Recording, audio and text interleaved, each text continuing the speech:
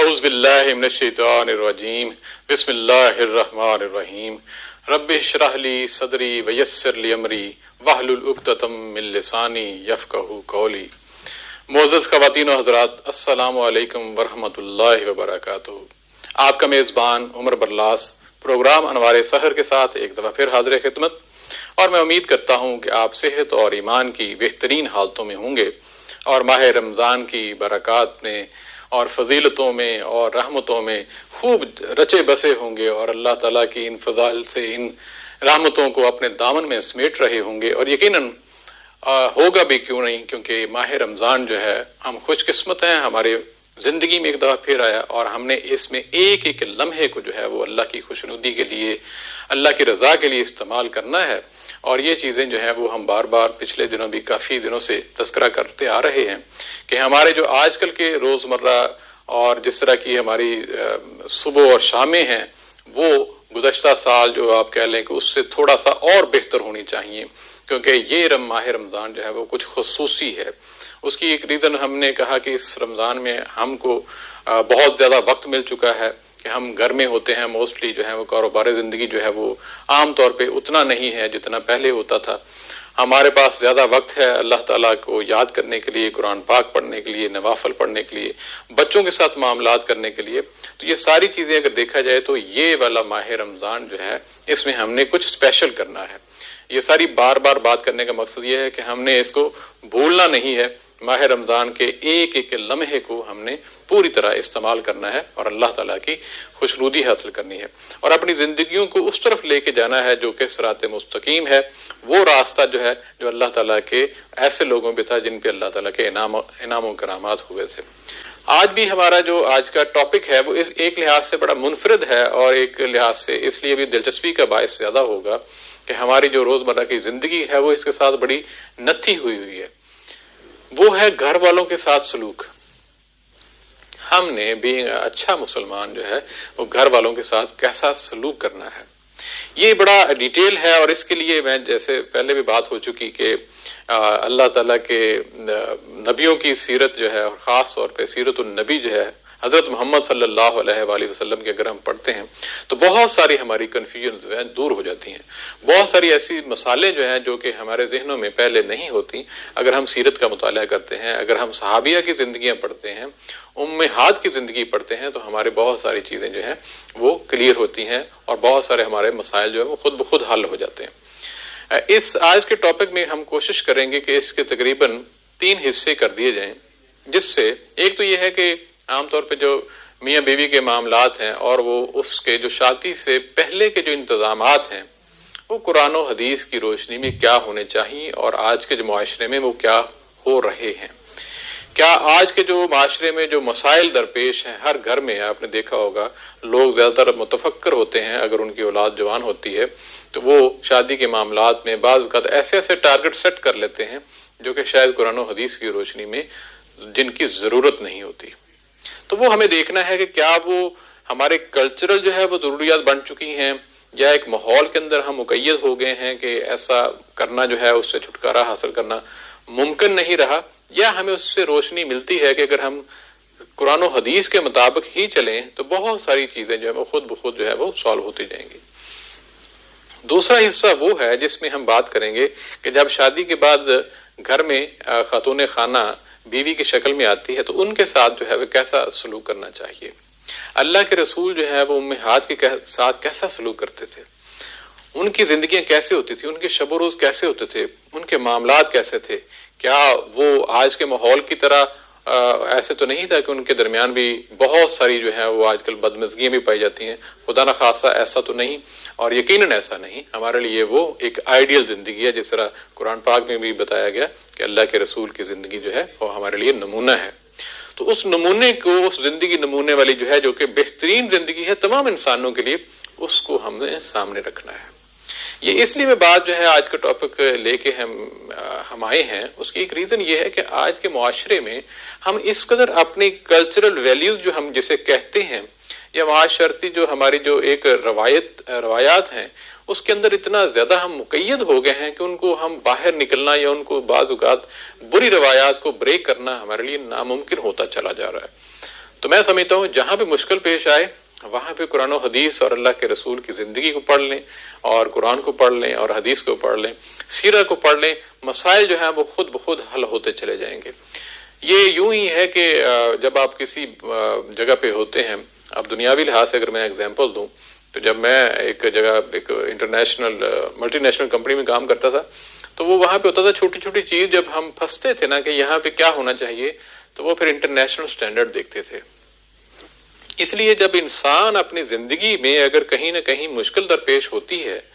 چاہے وہ معاملات کاروباری ہوں، چاہے وہ معاملات گھر کے ہوں، چاہے وہ معاملات جو ہیں وہ شادی کے اعتبار سے ازدواجی معاملات ہیں یا دیگر رشتوں کے معاملات ہوں، بہن بھائیوں کے ساتھ تعلقات کے معاملات ہوں،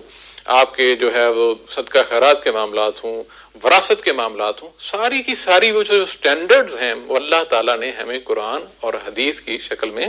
ہمیں عطا کر دیے ہیں۔ اب ہماری ذمہ داری ہے کہ ان کو ہم دیکھیں، اور یقین مانیے یہ ایک میرا ذاتی تجربہ ہے کہ جب ہم قرآن اور حدیث کو پڑھنا شروع کر دیتے ہیں تو سچی بات ہے وہ ایک ناول کی طرح اتنی انٹرسٹنگ چیزیں ہوتی ہیں کہ بعض واقعات ایسے لگتے ہیں اور ایسا اچھا فیل ہوتا ہے کہ آپ کو یوں لگتا ہے کہ آپ ان کی لائف کے نہ صرف قریب چلے گئے ہیں بلکہ آپ اس دور میں چلے گئے ہیں۔ اور پھر یہ جو دنیاوی معاملات ہے اور دنیاوی نفسا نفسی کا عالم ہے یہ ہمیں 2 قدم نہیں 10 قدم پیچھے محسوس ہوتا ہے۔ یہ یقین جانیے یہ سیرت النبی اور اسلامی تاریخ خاص طور پہ اللہ کے رسول اور صحابہ کی جب زندگی کا مطالعہ کریں گے تو ہمارے اندر یہ کیفیت پیدا ہو جائے گی۔ یہ میں نے خود ٹیسٹ کیا ہوا ہے، اس لیے میں کہتا ہوں کہ آپ اس کو کر کے دیکھیے گا، آپ کو یقیناً اس میں بہت ساری چیزیں ملیں گی۔ پھر تیسرا ایک حصہ اگر اس کا ذکر کیا جائے تو وہ یہ ہے کہ بعض اوقات معاملات جو ہیں وہ بہت زیادہ تلخ ہو جاتے ہیں، ناچاکی تک پہنچ جاتے ہیں، بعض اوقات جو ہے وہ دونوں کے راستے جو ہے میاں بیوی کے الگ ہو جاتے ہیں۔ تو اس موقع پہ قرآن و حدیث ہمیں کیا مشورہ دیتا ہے اور کیا ہمیں گائیڈ کس طرح کرتا ہے، اللہ کی زندگی کے معاملات ان کے فرمودات ہمیں کس طرح جو ہے وہ روشنی فراہم کرتے ہیں۔ کیونکہ آج کے معاشرے میں دیکھا جائے بلکہ بعض تہذیبوں میں ایسا ہے کہ اگر خدا نہ خواستہ کسی فیملی میں کچھ ایسا معاملہ ہوتا ہے طلاق والا، یا بعض جگہوں پہ تو خیر میں اب تفصیل اتنی نہیں بیان یہاں پہ کروں گا کہ نحوست کا معاملہ گنا جاتا ہے۔ اگر کوئی ایک دور پہ یہ بھی تھا کہ اگر کوئی خاتون بیوہ ہو جاتی تھی تو اسے نحوست منحوس گنا جاتا تھا، اور یہ ہمارے بر صغیر میں بھی ایسے کیسز سے آپ کے علم میں ہے یہ ساری چیزیں۔ تو ہمیں جو ہے وہ پھر اگین جڑنا پڑے گا اسلام کے ساتھ، ہمیں جڑنا پڑے گا اللہ کے رسول کی جو سیرت ہے اس کے ساتھ، اور بار بار میں یہ آپ کو زور دے کر بلکہ درخواست کرتا ہوں کہ یقین مانیے یہ بہترین موقع ہے، اللہ کے رسول کی سیرت کو جتنا زیادہ پڑھ سکیں پڑھیے، قرآن کو جتنا زیادہ آپ سمجھ سکیں سمجھیے، قرآن اور حدیث کا مطالعہ جتنا ہو سکے، سننا کا مطالعہ جتنا ہو سکے، کیونکہ یہ چیزیں ہماری زندگی میں بہت زیادہ ضروری ہیں۔ اور جہاں تک معاملہ اگر ہم بات کریں اللہ کے رسول کی صحابیہ اور امہات کے ساتھ کیا معاملات تھے تو بعض ایسی اگزامپل ملتی ہیں کہ بہت اچھا لگتا ہے۔ میں ایک چھوٹی سی آج ہی پڑھ رہا تھا ایک حدیث ہے جس میں خاص طور پہ ایک دفعہ حج کے موقع پہ حضرت صفیہ رضی اللہ تعالی عنہا کا اونٹ جو ہے وہ پیچھے رہ گیا، یعنی کہ وہ اونٹ جو ہے وہ ایک جگہ پہ بیٹھ گیا، تو اس حج کے موقع پہ جا رہے تھے۔ تو اب یہ دیکھیے یہاں پہ آپ منظر سامنے لائیے کہ وہ جو ہے وہ اس چیز سے رونا شروع ہو گئی، اور اللہ کے رسول پاس گئے اور چادر کے پلو سے حضرت صفیہ رضی اللہ تعالی عنہا کی آنکھوں کو پونچھنے لگے، اور یہ دیکھ کے آپ اور زیادہ رونا شروع ہو گئی۔ اب آپ منظر یہ تھا کہ حضرت صفیہ رضی اللہ تعالی عنہا روتی جا رہی تھی اور اللہ کے رسول جو ہیں وہ اپنے پلو سے جو ہے وہ ان کے آنسو پونچھ رہے تھے۔ کتنا ہی لطیف اور خوبصورت یہ واقعہ ہے۔ اب آپ خود اندازہ لگائیں کہ بعض شوہر جو ہے وہ ایسے موقع پہ کیا کس قسم کا رویہ اختیار کرتے ہیں، یا تو غصے ہوتے ہیں، اور یہ بھی ایسا بھی ہم نے دیکھا ہے اپنے معاشرے میں گردنواں میں کہ بعض اوقات اگر کوئی خاتون خانہ رونا شروع کر دے تو اس پہ اور غصے ہوتے ہیں کہ رونا کیوں شروع کر دیا ہے۔ تو اس کا مطلب کہنے کا یہ ہے کہ اتنا زیادہ حسن سلوک جو ہے اور اتنا زیادہ جو ہے وہ ایک کیا کہیں پیار اور محبت کا جو اظہار ہوتا تھا وہ اپنے اہل خانہ کے ساتھ ہوتا تھا۔ اسی طرح ایک اور حدیث میں خاص طور پہ ترمذی میں یہ چیز ارشاد نبوی ہے کہ کامل ایمان والے مومن وہ ہیں جو اپنے اخلاق میں سب سے اچھے ہوں، اور تم میں سب سے اچھے وہ ہیں جو اپنے بیویوں کے حق میں سب سے اچھے ہوں۔ یعنی کہ اب آپ اندازہ کر لیں کہ کامل ایمان والے، جو مکمل ایمان والے، یہ ایمان چھوٹی چیز نہیں ہے، جس کے دل میں، ہمیں وہ یاد ہے نا، جس کے دل میں ایمان کی ایک رتی بھی ہوگی وہ جنت میں جائے گا. اور جن کا مکمل ایمان ہے وہ لوگ ہیں جن کے اخلاق اچھے ہیں. اور ان لوگوں میں بھی جو ٹاپ پہ وہ ہیں جو اپنے گھر والوں کے ساتھ جو ہے وہ اچھے اخلاق سے پیش آتے. یہاں پہ پھر ہمیں ایک دفعہ اپنے آپ کو دیکھنا پڑے گا کہ کیا ہمارے معاملات جو ہیں وہ ایسے ہی ہیں یا کہ یکسر جو ہیں وہ مختلف ہیں. یہاں پہ ہمیں پھر سوچنا پڑے گا.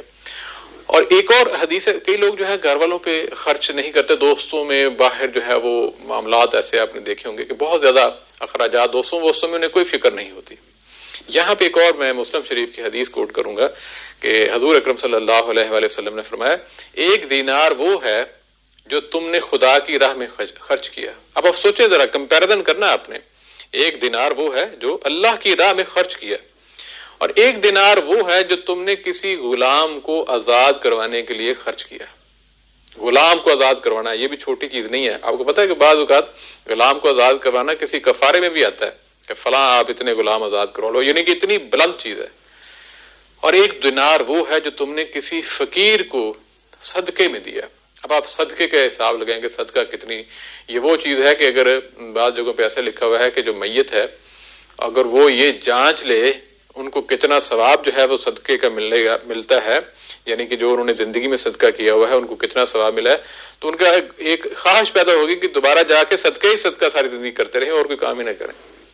یعنی کہ مفہوم یہ ہے، اتنا بڑا ایک صدقے کا آپ نے اگر وہ فقیر کو بھی دیا تو وہ درم، 1 درم وہ جو آپ نے اللہ کی راہ میں خرچ کیا، ایک وہ جو غلام چھڑوانے کے لیے، اور ایک جو ہے وہ صدقے میں فقیر کو دیا،